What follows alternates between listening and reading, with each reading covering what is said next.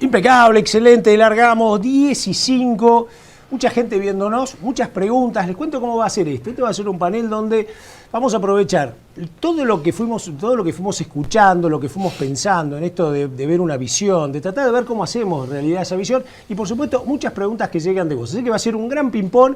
Tenemos, bueno, por supuesto, está Marcelo Regúnaga, Marcelo Elizondo, lo tenemos a Gastón Bourdieu, director de la Fundación Producir Conservando. Un gusto verte, maestro. ¿Cómo estás? Muchas gracias por la invitación, un ¿Todo placer bien? estar acá. Impecable. La próxima la hacemos en el bosque, ya dijimos. Sí. En el bosque. La hacemos. Firmado y grabado. Ignacio Larterigoyen, un gusto verte, maestro. Qué grande tenerte, ¿eh? Igualmente. Gustavo Oliverio y lo tenemos a Carlos Borla, que en cualquier momento va a salir por Zoom porque lo tenemos afuera. Bien.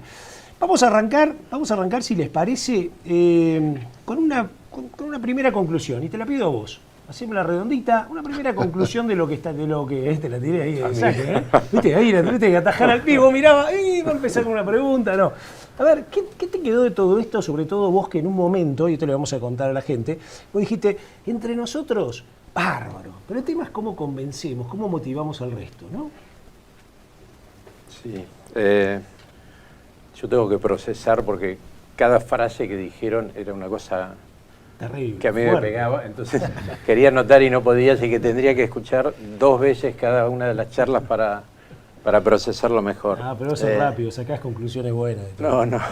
No soy rápido, pero me quedó, o sea, lo que más me quedó es que la globalización en el mundo sigue, que está cambiando la revolución tecnológica, o sea que la globalización está cambiando más para el lado de los datos que de los productos, que el valor agregado a los intangibles cada vez son más importantes y que nosotros no estamos preparados para todos esos cambios, que las políticas van atrás de los grandes cambios tecnológicos y creo que nosotros vamos mucho más lentos. Si lo tengo que resumir, pero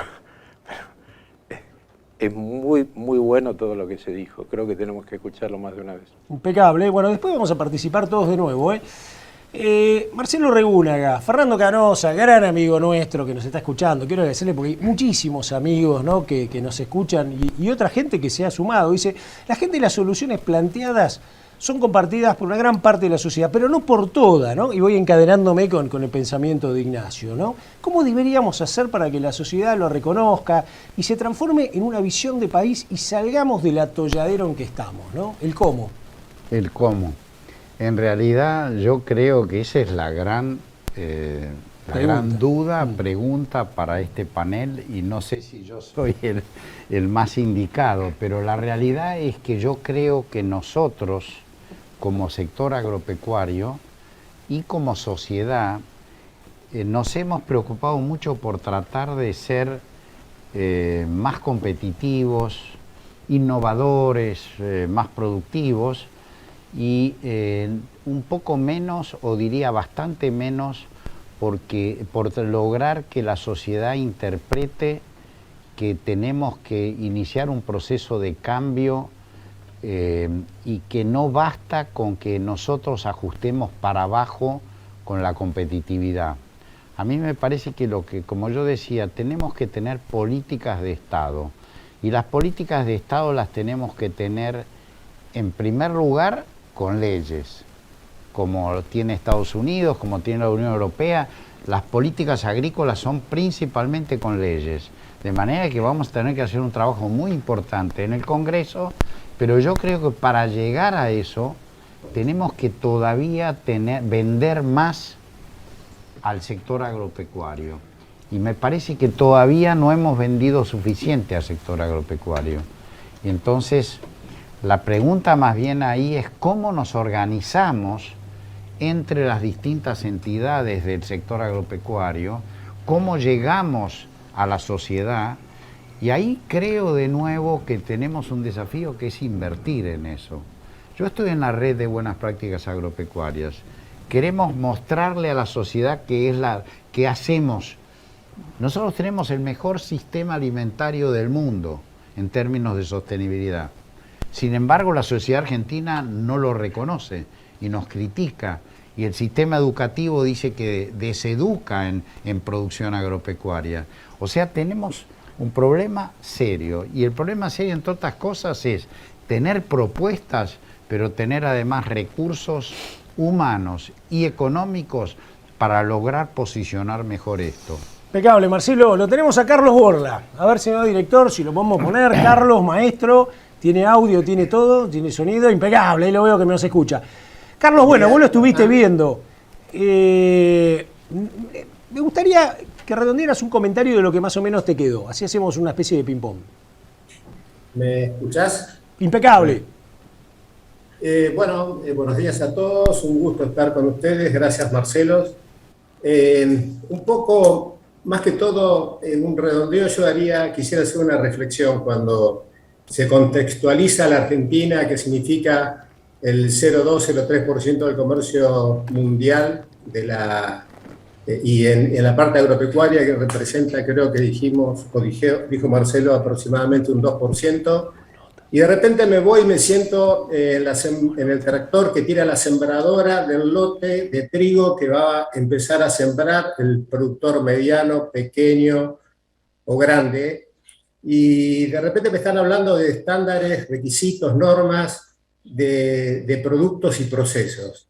Entonces la reflexión que hago es, ¿qué hago? Además de echar tantos kilos de semilla por hectárea, tanto de fertilizante, un preventivo, ¿qué hago? ¿A dónde me doy vuelta y pregunto, pero cómo? ¿Está cambiando la demanda y yo no me estoy enterando? O sea, ¿a quién le pregunto? ¿Qué leo? ¿En qué página web me meto? O sea, como productor, que en definitiva todos consideramos que son tecnológicamente muy avanzados y que adaptan tecnología rápidamente, ¿cómo hago para mirar y decir, estoy haciendo bien en sembrar de la manera que siembra? ¿Cómo me guío? Esto es un poco desde la mirada de tal vez de alguien que está por tomar una decisión muy importante, que es invertir muchos dólares en la tierra alquilada o tierra propia, y que dice, ¿cómo es toda esta cantidad de información que está dando vuelta en el mundo y parece que todo cambia y yo no me enteré? Ok, perfecto, impecable. Muchísimas gracias. Gustavo, ¿vos querés hacer un comentario? Sí, quiero hacer un aporte a lo que dijo Marcelo y que tiene que ver con que estamos tomando muchas veces como una responsabilidad desde la producción primaria el hecho de transmitirle a la sociedad o transmitirle a los consumidores las bondades o las cosas o lo que estamos haciendo y demás. Y en otros países del mundo lo ha hecho el productor primario, pero el que realmente está en contacto con el consumidor no es el productor primario.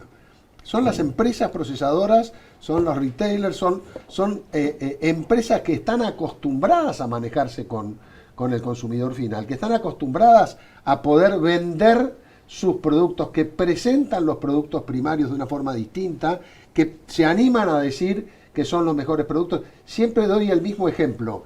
McDonald's tiene una publicidad en Estados Unidos que creo que tiene 15 años, en donde le habla a los productores lecheros americanos, agradeciéndoles la producción lechera que le permite a McDonald's abastecer los desayunos que le da a toda la comunidad, y eso es un paso importante para el entendimiento del consumidor final. Si lo quisieran hacer los productores lecheros directamente con el consumidor, no llegan.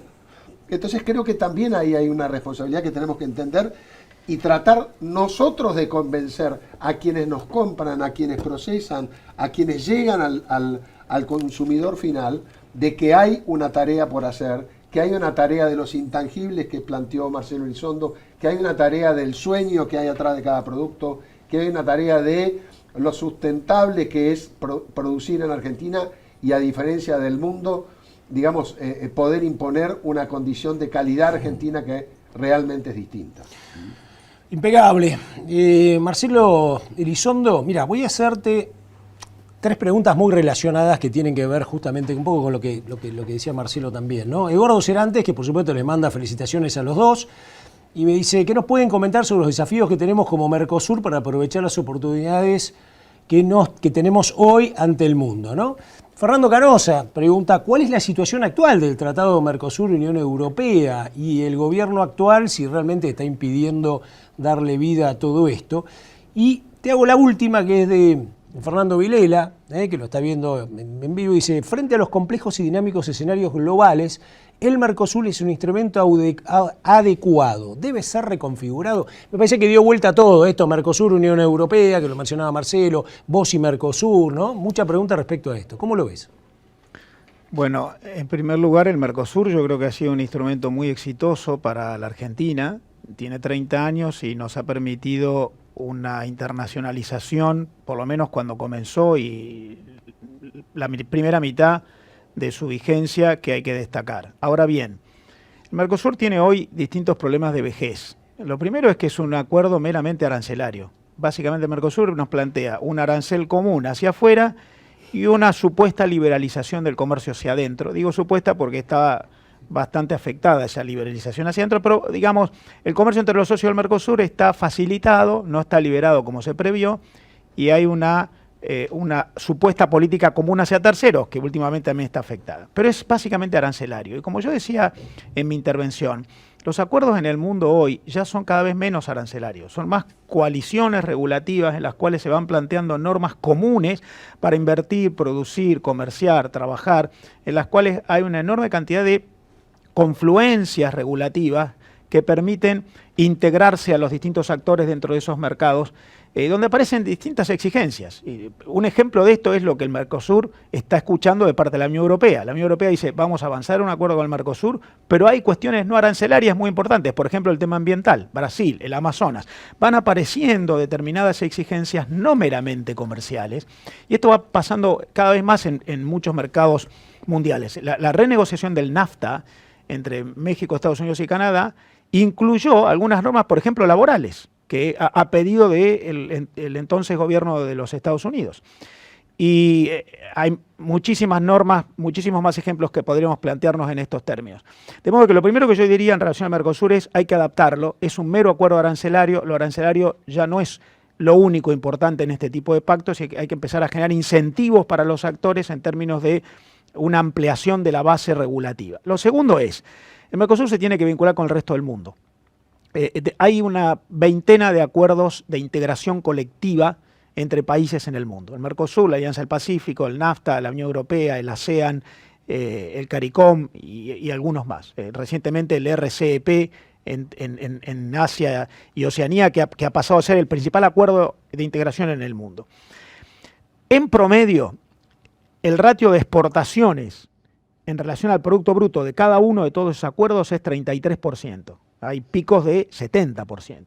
El Mercosur tiene 15%. El Mercosur exporta muy poco, hacia adentro entre los socios y hacia afuera. ¿Por qué? Porque tiene muy pocos acuerdos con terceros, porque tiene un altísimo arancel en frontera que impide el acceso a tecnología para sus actores, y porque tiene además un montón de problemas de convivencia regulativa entre sus socios. De modo que lo otro es: el Mercosur tiene que avanzar en negociaciones con terceros. Lo está planteando Brasil, que está reduciendo aranceles unilateralmente. Lo está planteando Uruguay, que dice: quiero acuerdos con Turquía o con China. En realidad lo que están diciendo es: el promedio de exportaciones por PBI agregado en los acuerdos del mundo es 33 y el Mercosur es 15.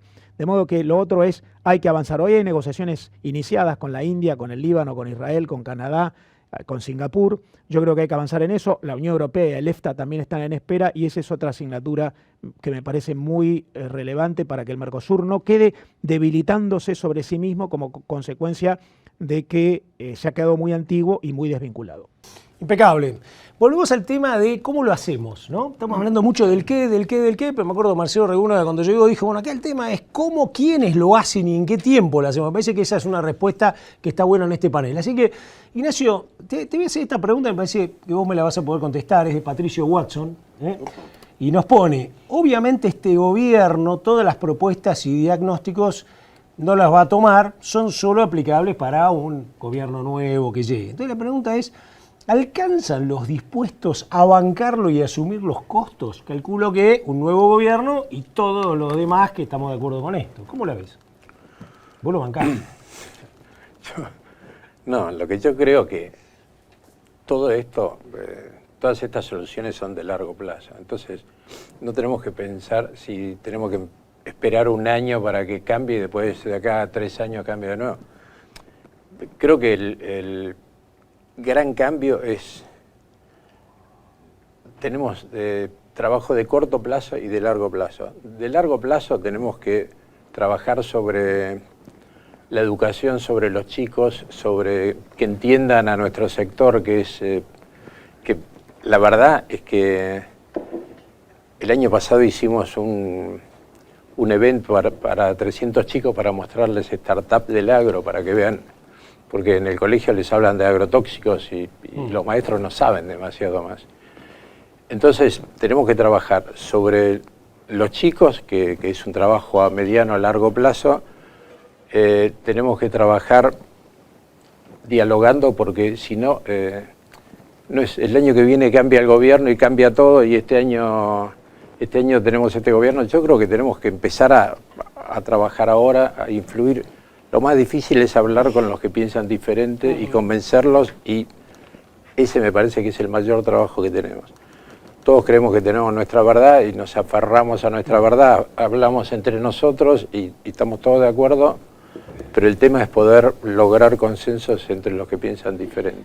En tu opinión, cuando uno dice los que piensan diferente, ¿no hay una segmentación ahí? Porque yo lo vi, por ejemplo, lo vemos en la red de buenas prácticas, ¿no? Está el tipo que cuando vos le hablas lo entiende, está el tipo que no lo quiere entender, está el tipo que le garpan por no entender, ¿no? Me parece que hay una segmentación ahí que lo hace, ¿no? Red de Buena Práctica Agrícola ha hecho un montón de cosas a campo y te aparecen los tipos con el cartelito, no quieren escucharlo, tipos que no van. ¿Cómo ves eso? Porque eso es lo difícil, ¿no? Bueno, pero eso es trabajar contra los relatos. Los relatos, lo que importa hoy son los datos, y los relatos van a seguir existiendo. Y estamos, no sé, tenemos hasta ministerios creados para grandes minorías, y nos damos cuenta que son minorías. Muy minorías. Entonces, los relatos, contra eso tenemos que trabajar y convencer a la gente de cuál es la realidad, pero los relatos van a seguir existiendo. Impecable. Marcelo Regúnaga pregunta: cuando hablas de dar valor agregado, ¿es posible vender comidas preparadas o semi-preparadas y pensando un poco en los aranceles del comercio internacional, que en muchos casos lo impiden? Bueno, yo creo que el primer valor agregado que uno tiene es simplemente transformar los granos en carnes, y en carnes de alta calidad. Pero en la segunda etapa claramente es vender comidas. Eso implica, como bien decía Marcelo, uno tiene que replantear la estructura, la arquitectura empresaria para poder llegar a eso. Es decir, cuando uno pretende llegar con productos de alto valor, hay que hacer toda la ingeniería de la logística. Por eso yo decía, no podemos plantear que una empresa en particular pueda llegar a eso. Por eso necesitamos una agencia o alguna institución público-privada que pueda permitirte. Si yo quiero llegar, por ejemplo, a un supermercado, o si quiero ir más lejos, a un hotel, o inclusive a algún distribuidor local con comidas preparadas, tengo que tener un esquema de llegada asegurada, lo que yo decía, plataformas logísticas en lugares seleccionados, y además la seguridad de llegar just in time. Y bueno, esas son cosas que no se logran a partir de una empresa en particular. Eso tiene que ser una estrategia de todo el gobierno en alianza con el sector privado, ¿no? Yo creo que claramente se puede agregar valor, empezando por hacer carne o leche, pero también llegar con comidas preparadas. No creo que eso sea ningún impedimento, pero hay que armar toda la estructura. Una empresa individual no lo va a poder hacer. Aprovecho, Marcelo, para preguntarte a vos, ¿no? Porque a mí me quedó mucho estas nuevas redes, estos nuevos ecosistemas. Entonces yo digo, ¿estamos ante la oportunidad de pasar por arriba de alguna manera esos convenios o esos, digamos, esas alianzas entre países que duran a lo mejor 10 años, ¿viste? Para entonces bajar los aranceles? ¿Todo esto de alguna manera forzaría a que se pueda hacer más rápido y la Argentina, habiendo otro gobierno que lo quiere hacer, puede dar una velocidad rápida en esto? Bueno, yo decía como una de las cualidades de la época es que el poder político nacional está perdiendo fuerza, porque está siendo superado por la realidad. Vos imaginate que hoy tenés empresas, lo vimos en la pandemia. Piensen en 3 ejemplos que vimos en la pandemia. Primero, de golpe las escuelas públicas se tuvieron que cerrar y la educación pública pasó de la escuela pública a Zoom, una plataforma de una empresa global que alojó la educación pública. De golpe tuviste que privatizar y digitalizar la educación pública. Segundo, vimos en la pandemia, mientras estábamos encerrados, que una empresa privada, SpaceX, que empezó a enviar con cohetes privados a personas al espacio, incluso a la estación orbital, algo que antes hacían los estados nacionales. Tercero, vimos en la pandemia que el gran instrumento con el cual el sector público reaccionó a la pandemia fueron los laboratorios, grandes empresas internacionales. Cuarto, vimos en la pandemia que de golpe las autoridades políticas empezaron a usar como mecanismo de comunicación Twitter y ya desplazaron el boletín oficial por Twitter. De hecho, Twitter empezó a hacer algo al revés de lo que ocurría antes. Antes era la política que censuraba a la expresión privada. Ahora Twitter decide que un presidente de los Estados Unidos no puede publicar más. Entonces, claramente hay una irrupción de una realidad no política que empieza a condicionar a la política, porque la evolución tecnológica le está permitiendo llegar más lejos que la política. Por lo que eso está generando un condicionamiento en el modo en el cual lo público reacciona.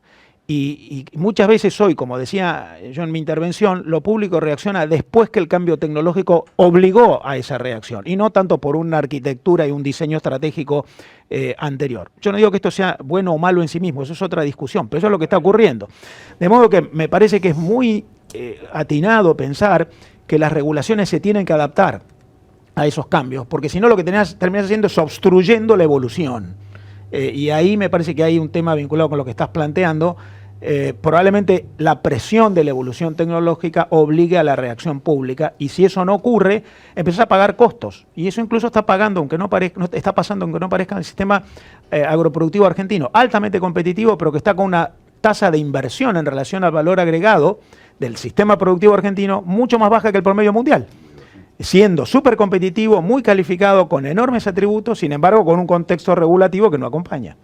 Impecable. ¿Puedo agregar? Dale. Yo creo que todas estas cosas desde el sector privado no nacen por generación espontánea.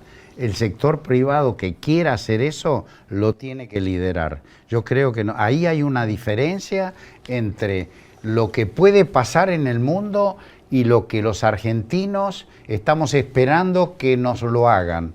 Yo creo que así como uno tiene que decir, tenés que dejar de vender saldos para tener una política exportadora, tenés que dejar de esperar que el gobierno te haga las cosas. Vos tenés que inducir al gobierno. Incluso aunque no te deje, ¿no? Incluso aunque no te deje, porque creo que ahí es donde vienen las instituciones, el rol, ¿no? Vos hablaste algo de un sistema o un ecosistema que sería casi como una institución, ¿no? Llamado así. Y entonces haya una presión también, porque no es probable que te diga que no, por lo menos gobiernos como estos, ¿no? Está pasando, perdón que interrumpo, están pasando cosas que son muy sorprendentes. Por ejemplo, la irrupción de blockchain. Sí. Blockchain en realidad es para simplificar, es un mecanismo tecnológico a través del cual vos podés conceder certezas. O sea, blockchain está generando una nueva industria que es la industria de la veracidad. Te vende veracidad. Claro. Y te la vende certificada a través de algo que antes solo hacía lo público, un escribano o un sello oficial. Resulta que hoy está ocurriendo en el mundo, en relación a la pregunta anterior sobre cómo es esto que van apareciendo nuevas exigencias tecnológicas y no nos damos cuenta. Bueno, en realidad nos vamos adaptando sin darnos cuenta, pero nos vamos adaptando. Hoy en día, voy a contar el caso de una empresa que conozco que vende a través de blockchain un proceso de certificación de la trazabilidad de todos los insumos para la industria vitivinícola en el norte de España, básicamente para el proceso de las uvas. Trazabilidad en la cual va registrando en todo el proceso productivo, incluso con el acompañamiento de terceros. Google, a través de la información satelital, da información sobre la condición climática y geográfica de la producción de la uva hasta que llega siendo un insumo para la industria del cava en el norte de España. Esa información encriptada en blockchain está generando una capacidad de oferta que el mercado está empezando a pagar, sobre todo allí donde hay más poder adquisitivo, a través de instrumentos nuevos, que son esos espacios que yo digo públicos, no gubernamentales, que hacen que si lo público no se da cuenta, la evolución tecnológica lo pasa por encima y o lo público se adapta o termina obstruyendo y evitando esa evolución. Perfecto, impecable. Gastón, te tiro dos que me parece muy interesante, ¿no? Una es de Raimundo Kisser, creo que es presidente del radicalismo de Entre Ríos, ¿no? Bien, así que le mandamos un gran saludo, qué bueno que nos esté viendo. Pues parte también de políticas públicas, creo que Entre Ríos es muy probable que tenga algún cambio por ese lado, ¿no? Dice, ¿no será necesario mejorar sustancialmente la comunicación de lo que se está produciendo? Y estamos en condiciones de producir en Argentina para tener una relación más amigable con nuestra sociedad, pero a su vez que nos conozcan mejor en el exterior, ¿no? Y te hago otra, Pablo Burrich, también gran amigo nuestro, productor agropecuario, agrónomo. Dice, hay políticas de Estado con respecto al agro y extraerle recursos como se hace para que los políticos den un giro de 180 grados, ¿no? Este tema de cómo nos pegan, etcétera. Así que te tiro estas dos que tienen que ver un poco con comunicación, con el liderazgo también de las empresas privadas, ¿no? Que acá también se dijo. Yo creo que ahí está el punto y lo han dicho claramente los dos Marcelos, a los cuales agradecemos enormemente su presencia y cómo nos abren el bocho, para decirlo en criollo. Claramente es la hora de las empresas privadas. Y nos tenemos que dar cuenta que eso cambió, que el mundo cambió. Nosotros seguimos discutiendo lo que hace 80 años estamos discutiendo. Si nos cerramos o nos abrimos. El mundo está integrado, digamos el título del seminario. ¿De qué me estamos hablando? En un mundo donde los datos, la inteligencia artificial y la nube están en todos lados. ¿De qué hablamos de estar cerrados? ¿Cómo podemos estar cerrados? Esa es la discusión nuestra. Ayer leía una frase de Nicolás Jumbo, y no sé si lo leyeron, realmente me dolió en el alma. Dice, la Argentina es una casa con grietas contra sí misma. Eso es la Argentina, somos nosotros contra nosotros mismos. Queremos discutir verdades que hoy no son discutibles en el mundo. ¿Cómo no vamos a estar integrados con el mundo? ¿Qué vamos a seguir jugando para adentro? India acaba de firmar un acuerdo después de 10 años con Australia. ¿Queremos compararnos con un país? Comparemos con Australia. No digo en el traste del mundo, pero allá lejos, igual que nosotros, con pocos habitantes, mucha superficie y riquezas parecidas. Pero comparemos el PBI, como fue el nuestro para atrás y el de ellos para adelante. Si vamos a seguir esperando que la agenda que construyen los políticos sigue siendo para el pasado y no para el futuro, para un futuro que requiere que levantemos la deuda social que tenemos en la Argentina. Vamos a seguir yendo para atrás. ¿Saben cuántos PBIs tenemos en shale gas o en litio? Dejo de lado el agro y tenemos 40% de pobreza. Eso es responsabilidad de todos, no es responsabilidad del sector público. Si el sector público no se da cuenta, en el mundo, hoy, como dijeron los Marcelos, lidera las empresas privadas, la inversión. Tenemos que tomar la posta porque estamos perdiendo el carro. Ya tener oportunidades no es novedad. Argentina se ha cansado de tener oportunidades. La novedad va a ser el día que nosotros nos pongamos los pantalones largos y decidamos hacer las cosas. Esa es la gran cosa. Depende de todos. No depende de un gobierno de turno. Depende de que nos pongamos de acuerdo en pequeñas cosas. No hay que ponerse de acuerdo en todo. Hay que coincidir en 3, 4 cosas que construyamos un sendero político, fiscal, monetario y de modelo de país que queremos ir para adelante. Porque grietas hay en todos los países del mundo, pero esas grietas se realizan o se reproducen en un contexto donde hay un acuerdo hacia dónde ir. Eso nosotros no lo tenemos. Y hoy el mundo nos muestra que no es un tema del sector público, es un tema de todos y el sector privado a la cabeza. Impecable. Señor director, ¿lo podemos conectar a Carlos Borla? Si es tan amable. Carlos, a ver si lo tenemos. Sí, por lo que veo me está escuchando y todo, sonido debes tener. Carlos, perfecto. Te hago esta de Marcelo Rojas Panelo, que nos está viendo. Hace mención justamente que hubo un encuentro de 300 jóvenes la semana pasada en Rosario, cooperativistas. Y anclar un poco el rol de la empresa privada, que está federal, que digamos que tiene un contexto más federal, ¿no? Que sale de las grandes ciudades. Y él dice, ¿cómo aprovechar el ímpetu de la juventud relacionada al agro? Dice, ¿cómo tratar de potenciarlo? Ignacio algo comentó de una acción que hicieron. ¿Cómo la ves vos? Mirá, creo que la pregunta es bien oportuna y muy interesante que podamos trabajar. Lo que dijo Ignacio, nosotros lo comenzamos a hacer, ellos hicieron un evento similar y juntamente con la empresa de Ignacio vamos a hacer ahora, dentro de un mes y medio, un evento con la idea de mostrar toda la tecnología que se está aplicando en el campo hoy. ¿Esto qué significa? Que los chicos de las escuelas técnicas y las escuelas no técnicas, pero que están por terminar su ciclo secundario y que están por tomar aquellos que tienen la posibilidad de un estudio terciario o aquellos que no tienen la posibilidad de tener un estudio terciario, pero que de repente puedan estar viendo todo lo que en el campo se hace, que no solamente es un hombre a caballo ni un hombre arriba de un tractor, sino que tenés mucha análisis de imágenes satelitales, estudios de suelos, estudios de tecnología, aplicación, buenas prácticas,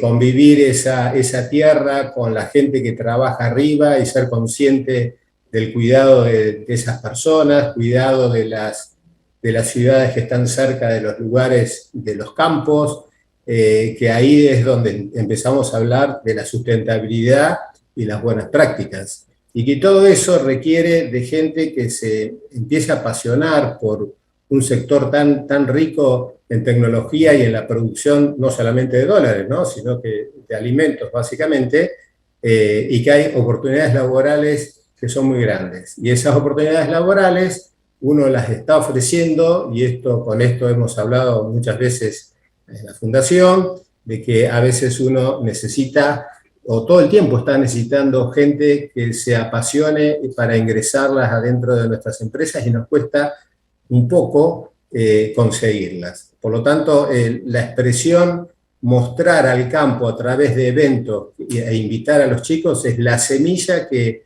esperemos que vaya creciendo y que dé sus frutos. Excelente. Están haciendo un evento conjunto, ¿no? Acá con Carlos, ustedes. Sí, recién Carlos lo contó. Estamos haciendo en julio, me parece, en Trenquelauquen, un evento conjunto con chicos de colegios Así de la región, ¿no? Secundarios, sí. Si buscamos nuclear a la región. Así que creo que va a estar interesante y me parece que tenemos que empezar por algún lado. Y por ahí me parece importante. Porque bueno. ¿Y los maestros? Algunos chicos creen que la leche se hace en el supermercado atrás. No tanto en el interior, claro. pero en las grandes concentraciones sí. Buenísimo. Bueno, vamos a ir cerrando, así que vamos a hacer una vuelta entre todos. Marcelo, te hace una pregunta José Casado, que dice, ¿están seteados con esta mirada que vos venís exponiendo nuestras representaciones comerciales y agrícolas que tenemos a lo largo de todo el mundo? ¿Cuál es la mirada que estos representantes tienen de la Argentina, ¿no? Y cómo la hacen llegar al mundo, ¿no? Marcelo, ¿yo? Marcelo, vos. Sí, Marcelo, vos. Que además laburaste en una agencia que tiene que ver con esto, ¿no? Marcelo el joven. El joven, eso. Los dos son jóvenes de espíritu. El profesor reúne a un maestro. Totalmente. ¿Qué opinas de esto? A mí me parece que en general en el ámbito público en la Argentina no estamos muy seteados en esto. Y no quisiera concentrarme solamente en los representantes diplomáticos. En general la burocracia pública, tanto los cargos más políticos como los de staff más permanente, no solamente nacional sino provincial, hay como una dependencia demasiado excesiva de la coyuntura, del día a día. Y me parece que esa visión estratégica es algo que falta en Argentina en general, en lo público. En buena parte de lo privado también. Pero yo creo que lo privado muchas veces tiene que ver con que es consecuencia de que vos te tenés que adaptar a la agenda que te ponen. La agenda de corto plazo y tenés que adaptarte al corto plazo. Pero en lo público, y en particular sí en la representación internacional, yo todavía veo una mirada medio antigua, esto de promover exportaciones. Entonces ya no se promueven más exportaciones. Como Marcelo decía, hay una agenda de promoción de inversiones, comercio. Yo te diría que en el mundo se promueve más empresas que productos. Este comercio internacional de hoy, que es de tanto cambio permanente, en el que el ciclo de vida del producto se ha cortado mucho porque hay una adaptación constante. Hay un estudio de la Unión Europea de hace algunos meses que dice que el 65% de todos los productos que se comercian en el mundo entre todos los países no existía o no existía como tal cuando terminó el siglo XX, hace 20 años. 65% es nuevo. O no existía y se inventó, o cambió totalmente, como esto, que es un teléfono celular, que obviamente no tiene nada que ver con lo que había bajo el mismo nomenclador hace 20 años. Entonces, hoy, como el ciclo de vida se acorta, es mucho más relevante promover empresas para que participen en estas redes de negocios que promover productos que se ponen más caducos rápido. Y esa visión más moderna de inserción en redes de innovación y de generación de valor, insisto en la idea de las Global Innovation Networks, me parece que no está muy presente lamentablemente todavía, y ahí hay que hacer un esfuerzo, y como creo que decía Marcelo y Gastón decía recién también, el sector privado tiene que asumir un liderazgo en esa materia, porque bueno, la realidad no se cambia sola y alguien tiene que empujar. Impecable, impecable. Bueno, hay un montón de preguntas, yo más o menos fui sintetizándolas, ¿no? Ya los tiempos se nos agotan, le quiero agradecer mucho a Bernardo Pinto, Walter Sánchez, Ángel Padilla, Víctor Tonelli, que los felicita, Tomás Bond, bueno, Fernando Vilela, ya lo dije, Sergio Guido, hay un montón de gente acá conocida y muy relacionada con esto, ¿no? Sergio De Rossi, bueno. Y te voy a hacer la última, Marcelo Regúnava, maestro de las agrobioindustrias. Mirá, ahí te agrego una. ¿Cómo ves el nuevo concepto de agrobioindustria? Pero voy a esta en realidad, que es de otro gran amigo de la casa, Roberto Bizán, ¿no? Profesor Bizán, que dice: felicitaciones a ambos expositores, excelente, felicitaciones a la Fundación Producir Conservando. Y la pregunta es, ¿dónde tenemos mayores falencias en nuestro ecosistema? Dice, arriesgo que no en la parte primaria, y además, ¿cuáles son las trabas para que el sector agropecuario en su totalidad tenga un mensaje único, claro, consistente? Agrobioindustria, falencias, mensaje. Bueno, yo creo que nosotros tenemos muy desarrollado la productividad y la competitividad en la etapa primaria. Nosotros tenemos un desafío y justamente Gustavo decía, aquí en Argentina posiblemente no tenemos lo que tiene en Estados Unidos, que el sector industrial, que es el que está más cerca del consumidor, llega a hacer la propaganda de lo bien que trabajan los productores. Creo que ahí tenemos un tema de integración de los distintos participantes. Pero además el otro tema que creo que no es menor es que nosotros hoy, y pensando en el Mercosur, y de hecho con Bizang estamos haciendo un trabajo, pensamos que tenemos una oportunidad enorme para crecer con alianzas que podamos hacer entre Brasil, Argentina y los países del Mercosur en las empresas que están haciendo agregados de valor en productos de la bioeconomía, que van desde cosas muy, digamos, de lo más sencillo que puede ser bioenergías, pero todo el área de los bioproductos y demás. Me parece que ahí tenemos una oportunidad enorme, inclusive es la manera de crecer de manera competitiva con las empresas del Mercosur. Acá se pretendió ser competitivo con la industria automotriz del Mercosur, jamás. Nunca vas a ser competitivo con eso, pero sí podríamos ser altísimamente competitivos con bioproductos, con biofertilizantes, con bioenergías en general, con todo lo que es la bioeconomía. Y ahí se abre un panorama enorme para que nos integremos no competitivamente, sino en esquemas de cooperación y de integración, porque todos los temas de investigación y desarrollo son temas comunes para los 4 países. Y entonces hay una enorme oportunidad. Pero eso implica pensar que el sector agropecuario no es simplemente el campo. Creo que ahí tenemos la gran discusión de ver cómo pensamos que el sector agropecuario en realidad es la industria.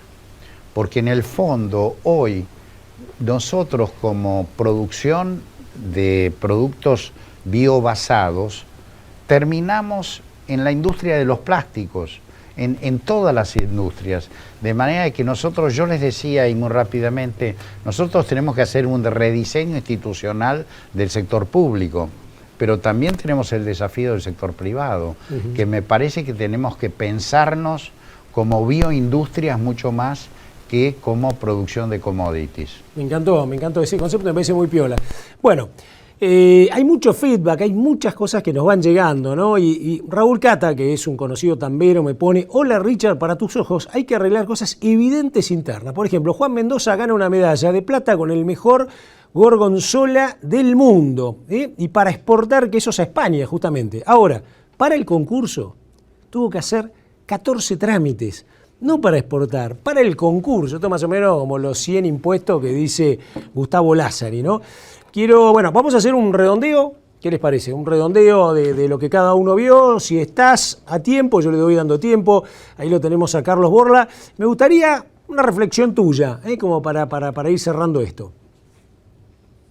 Agradecerles a los Marcelos y la posibilidad de la Fundación a través del directorio de compartir estos mensajes. Creo que evidentemente se ha dicho todo, pero tenemos que seguir mirando para adelante y tener el sector productivo, el sector agropecuario, la agroindustria está relacionada directamente con la tierra. La tierra no se puede dejar de trabajar y se tiene que trabajar de la mejor manera. Y esto lo tenemos que hacer en un marco de sustentabilidad, y que las políticas, tanto de la acción privada como pública, tienen que ir abriendo los caminos a nivel de las políticas de Estado con los demás países para que amplíen el abanico de capacidad de penetrar con nuestros productos, ya llegan como commodity, como valor agregado, o lo que estamos haciendo. Pero tiene que haber una interacción que la han dicho durante toda la mañana y la comparto profundamente, y creo que tenemos que seguir machacando en este sentido y dentro de un marco de sustentabilidad, obviamente. Excelente, impecable. Le quiero agradecer mucho, que aprovecho ahora, a la cantidad de gente que nos está escribiendo y que manda saludos, ¿no? Pilu Giraudo, que dice: los estoy viendo, excelente lo que están diciendo, tenemos que difundirlo mucho más. Marcelo Magrech, gran amigo de la casa también, que está mandando opiniones y cosas, le agradezco muchísimo. Daniel Pellegrina, que me pone: gran encuentro, espectacular, lo sigo desde el principio. Lo tenía por acá Roberto Nebot, que es justamente de Medios del Sur, de televisión, que lo está viendo y seguramente esto lo va a difundir. Alberto Rubete Güemes, expresidente de CREA. Bueno, tengo un listado muy grande. Tu reflexión, maestro de las ciencias de las finanzas transversales. El no Marcelo de esta mesa. Claro, vos, sí, esto. Bueno, creo que mi reflexión en línea con lo que ya se ha dicho es que tenemos que construir una agenda de cara al futuro. Nuestra agenda no puede estar basada en el pasado. Se crece hacia afuera, no se crece hacia adentro. Cuando vos comés, la panza sale hacia afuera, no se mete adentro. Si queremos crecer, si queremos reducir el nivel de pobreza, claramente tenemos que pensar en lo que está pasando en el mundo. No podemos seguir mirando para adentro. No podemos dejar pasar estas oportunidades. Yo dije recién el ejemplo de India y Australia. Recuerdo un trabajo que hizo Marcelo Regúnaga para la Fundación, donde mostraba la falta de acuerdos con el mundo que tenía la costa oceánica de América Latina contra la costa del Pacífico. Ahí te muestra claramente dónde están las oportunidades y cómo se llega. Hoy nos decía también Marcelo, ya no es un tema de aranceles, es un tema de parancelarias. Si no nos dedicamos a ver lo que está pasando, si no nos dedicamos a construir una marca que dé certezas, que muestre que está construida a base de lo que el mundo mira hoy, las normas ESG, ¿no? Environmental, Social and Governance, que es lo que te van a exigir en cuanto a calidad, vamos a seguir patinando en lo mismo y los trenes van a seguir pasando y no van a parar en esta estación. Por eso depende de todos nosotros mirar a lo que está pasando, mirar hacia el futuro y dejar de discutir la curvatura del círculo, que es lo que nos pasa en la agenda nuestra. Y se nos escapa la historia y tenemos cada vez más pobres y menos gente educada que aplaudo la iniciativa del Artirigoyen y Tomás, empezando con los chicos, para que al relato se lo mata con el dato. Impecable. Que quiero mandarle saludos. Juan Baqué, que es conocido productor, David Hughes, presidente del CEPI, fue presidente de Argentrigo mucho tiempo, y por supuesto, nuestro querido amigo Gustavo López, que está ahí firme viéndonos. Carlos Sackman también, excelente seminario, discúlpeme, pero digamos, van llegando y yo quiero, esto es inclusivo, ¿no? Es inclusivo, como decís vos.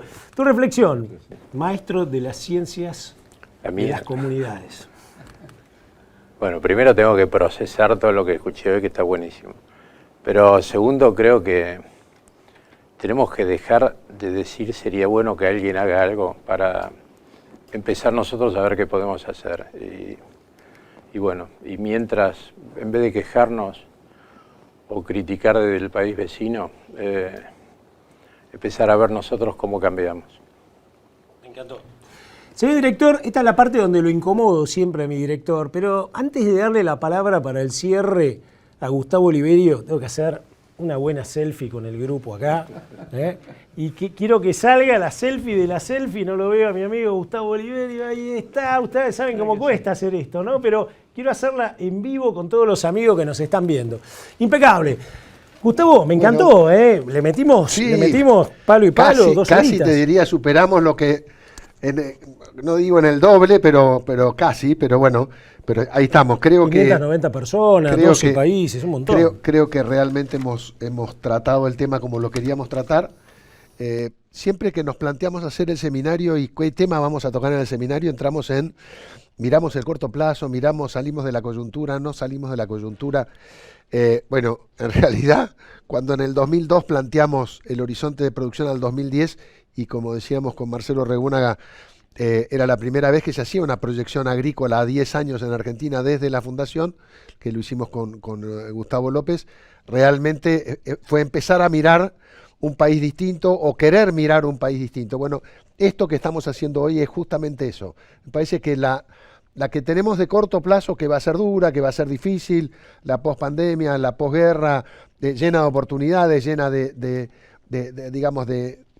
grandes signos de interrogación, nos tiene que dar la posibilidad de pensar a futuro, nos tiene que dar la posibilidad de entender que el mundo ya estaba cambiando antes de todo lo que estamos viendo hoy como novedad, ya estaba cambiando, y esto aceleró los tiempos, como contó Marcelo Elizondo, se acabó, entró el Zoom y en los colegios están temblando para ver cómo va a ser la nueva educación y los nuevos sistemas educativos, y bueno, y esa es la oportunidad que nosotros desde la Fundación vamos a estar fogoneando permanentemente.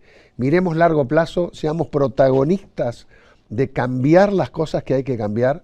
Hemos hecho muchos aportes desde la Fundación, los trabajos que hemos hecho con Juan Liach, las propuestas de reforma impositiva, las propuestas de aporte tributario, lo que hacíamos.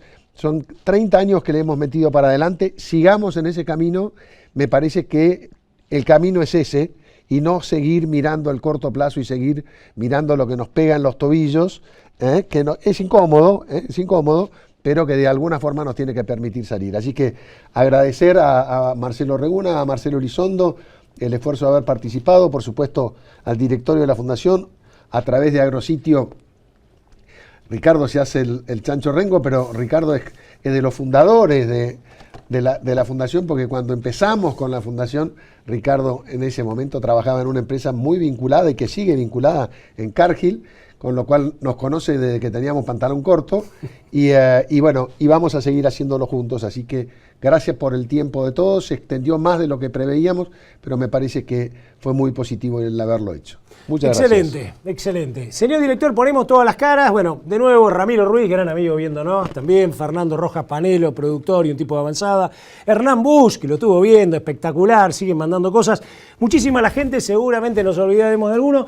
Solamente, y con esta imagen que está ahora, que muestra un equipo de gente que viene trabajando hace 30 años muy firme, ¿no? Desde la actividad privada, metiéndole mucha garra, mucho conocimiento. Les quiero decir que todo esto, todo este material va a estar editado. Lo van a tener en el sitio de Fundación Producir Conservando. Va a haber muchos medios que nos están mirando que seguramente lo van a llevar al papel, a la radio, a la televisión. Y por otro lado también, que una cosa que es clave, ¿no? Hoy la suerte de esto es que es colaborativo, como dijeron en un momento los dos Marcelos, ¿no? Esto es colaborativo. Cuando estábamos presencial, a lo mejor estábamos ahí, uno lo veía, tomaba apuntes. Lo bueno de esto es que vos, desde tu lado, también podés ser un actor protagónico de todo esto. Muchísimas gracias y nos vemos el año que viene, seguramente con otro gran tema de la Fundación Producir Conservando. Muchas gracias.